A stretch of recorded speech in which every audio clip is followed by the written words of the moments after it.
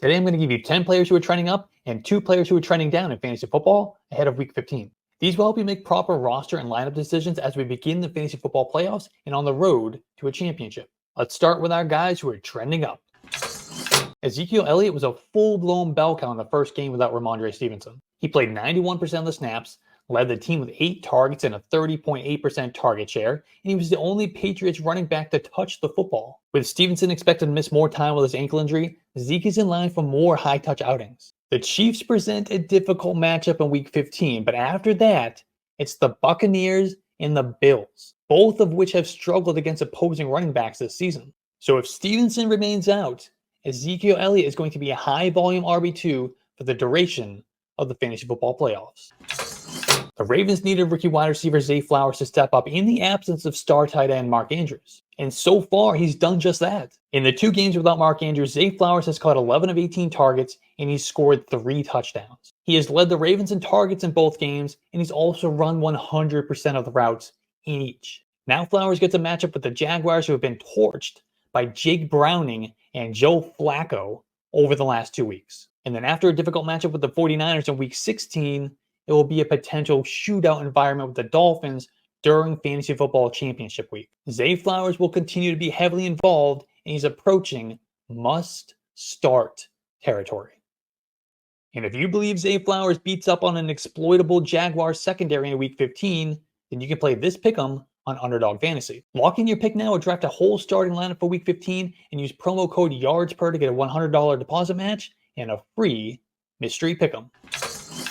I was a big Chase Brown fan when he came out of Illinois. He was highly productive in college and he possessed size, speed, and explosion with a versatile skill set. Now we're starting to see him get some usage in the Bengals offense. Prior to Week 13, Chase Brown's highest snap share was 7%, which came back in Week 6. Then in Week 13, he played 15% of the snaps. He doubled that in Week 14 up to 30%. And in that game, he ran a route on 29.6% of Jake Browning's dropbacks, and he commanded a 12% target share. And Brown took one of his 3 receptions for a 54-yard touchdown, showing off that big play threat we love so much in his prospect profile. Chase Brown now has 166 yards on 20 touches over the last 2 weeks. We can expect his role to continue to expand over the next few weeks, making him a must-add in all leagues. At worst, he's a great handcuff to Joe Mixon. I've been saying to stash Ty Chandler on your bench all season long, and this may finally be the moment we've been waiting for. Starter Alexander Mattison left early in Week 14 with an ankle injury. Now, the severity of that injury at this time is unknown, but it was enough to keep Mattison off the field for the remainder of the game.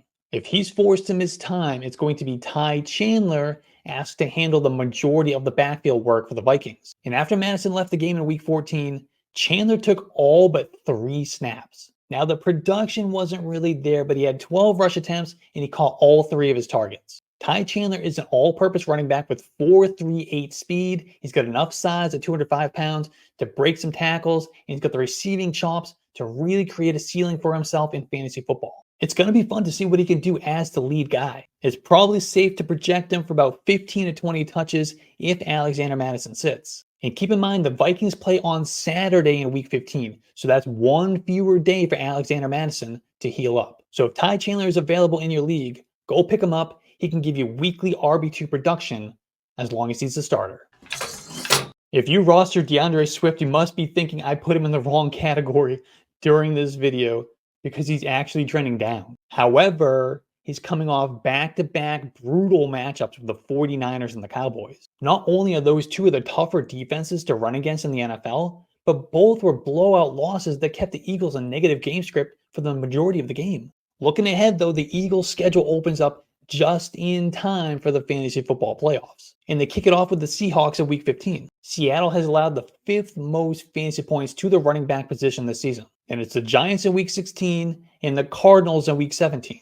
They've surrendered the 8th and the 2nd most points per game to running backs, respectively. Not only are these extremely favorable matchups for DeAndre Swift, but they are also games that should put the Eagles back into some more positive game scripts which will naturally create more running opportunities. And they should also get back to scoring some points too, which will bring more red zone and goal line touches. Now, for all the reasons we love DeAndre Swift in the fantasy football playoffs, we need to keep Kenneth Gainwell stashed. He can bring some flex appeal in a pinch, but he's also a league winner if anything were to happen to DeAndre Swift.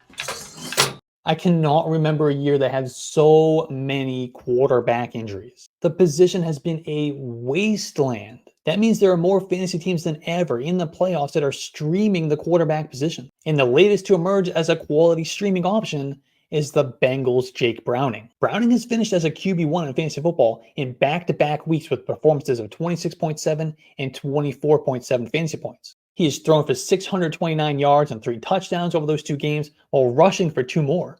Browning has completed over 75% of his passes in back-to-back weeks. In fact, he has the highest completion percentage over the first 3 career starts of any quarterback since 1950, according to Player Profiler. Now, the schedule gets a little bit tougher from here, but Jake Browning has proven to be a usable streaming option, and he's the hot hand. So why not keep rolling with him while it lasts?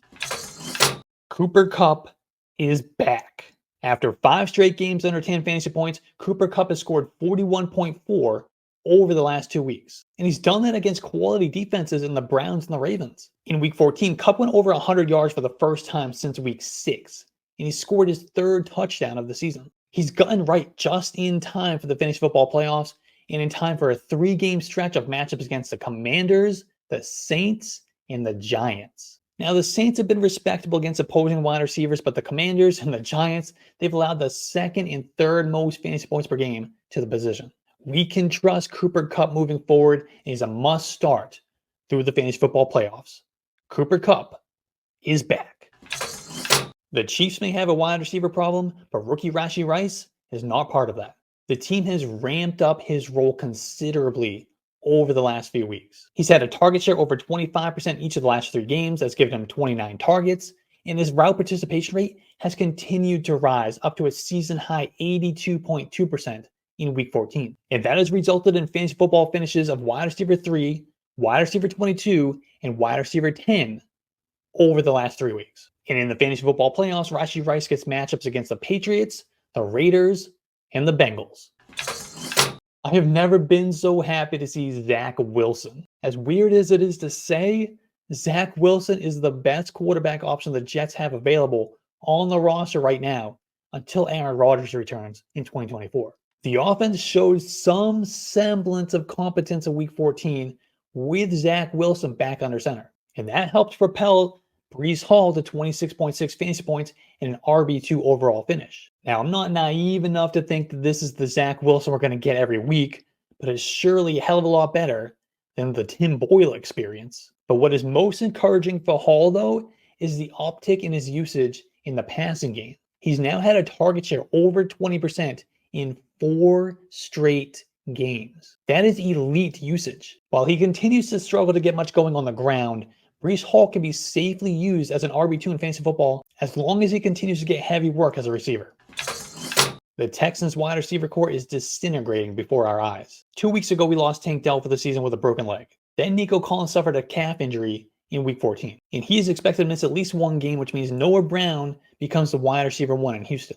However, rookie Xavier Hutchinson is an interesting one to watch in deeper leagues. I liked Hutchinson a lot coming out of Iowa State. He had one of the most productive college resumes of any wide receiver in the 2023 class, and he has the size and the skill set that can transfer to the NFL. After Nico Collins went down in week 14, it was Robert Woods who led the team in a routes run with 27, but he had just 1 more route than Noah Brown and just 4 more than Xavier Hutchinson. Second-year receiver John Mechie was involved, but further behind with just 15 routes. If Nico Collins is forced to miss more time, Robert Woods will continue to operate from the slot, while Xavier Hutchinson is a much more natural one-for-one replacement for a big outside target like Collins as opposed to John Mechie. So if there's going to be another wide receiver who emerges as a fantasy football relevant play from this group, I expect it's going to be Xavier Hutchinson. So for that reason, he is well worth a speculative add in deeper leagues.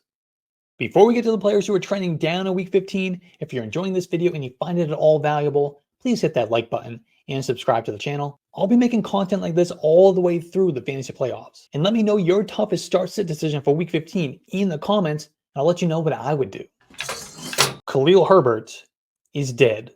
Not literally, but in fantasy football, he's droppable. It has been a month since he last led the Bears running backs in snaps. And that included the Week 12 game when D'Onta Foreman didn't even play. Herbert was relegated to just a 21% snap share and 8 touches in that game, while rookie Roschon Johnson played nearly 75% of the snaps. It got us excited that they were going to finally commit to Roschon Johnson, but instead it was more of a reflection on how much they dislike Khalil Herbert. And his snap share went down even more in Week 14, down to 17% when D'Onta Foreman was back. And that resulted in just 3 carries for 8 yards with no targets and no touchdowns. So it looks like Khalil Herbert is the backup to Foreman at this point, while Roschon Johnson is the passing game back. So that makes Khalil Herbert droppable. Jordan Addison got off to such a hot start when Justin Jefferson went down with his hamstring injury. He even had a wide receiver 1 overall finish in Week 7, but he hasn't sniffed 100 yards since then, and he hasn't had a top 30 finish since back in Week 9. Jordan Addison's last 3 games have resulted in 7.4, 9.9, and 4.7 fantasy points. And Week 14 was a new low when he was targeted just 3 times, catching 2 for 27 yards. Remember, this has all been without Justin Jefferson, other than the early portion of Week 14 before Jefferson was knocked out of the game again. Now, it sounds like there's a good chance that Jefferson is back in Week 15, which will only make things more difficult for Jordan Addison to be productive in this offense. Man, we need Kirk Cousins back so bad.